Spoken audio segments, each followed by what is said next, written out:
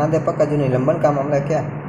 इसमें एक्चुअली दोनों निरीक्षण मेरे द्वारा ही किया गया था। एक जो प्राथमिक विद्यालय मल्लाह टोला डुमरा नौरौरा है, उसका निरीक्षण फरवरी में किया गया था। जब निरीक्षण किया गया तो वहाँ पाया गया कि जिस दिन मैंने विजिट किया था उस दिन भी बच्चों को दाल नहीं मिला था, सिर्फ चावल और सब्जी दिया गया था।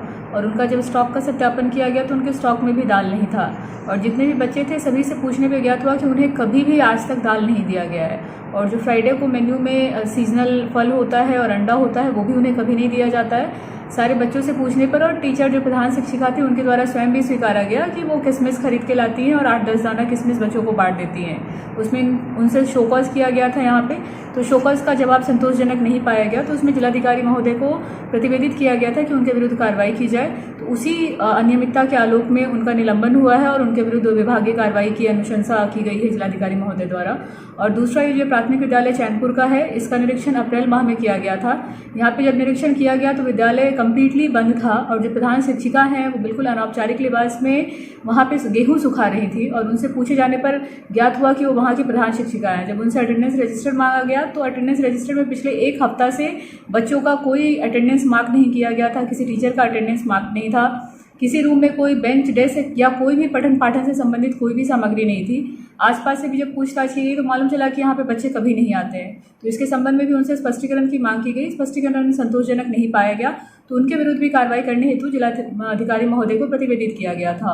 और उसी के आलोक में अभी रिसेंटली हम लोगों को एक लेटर प्राप्त हुआ है, जिस लेटर में दोनों प्रधान शिक्षिकाओं को निलंबित किया गया है तत्काल प्रभाव से और उनके विरुद्ध विभागीय कार्रवाई प्रारंभ कर दी गई है।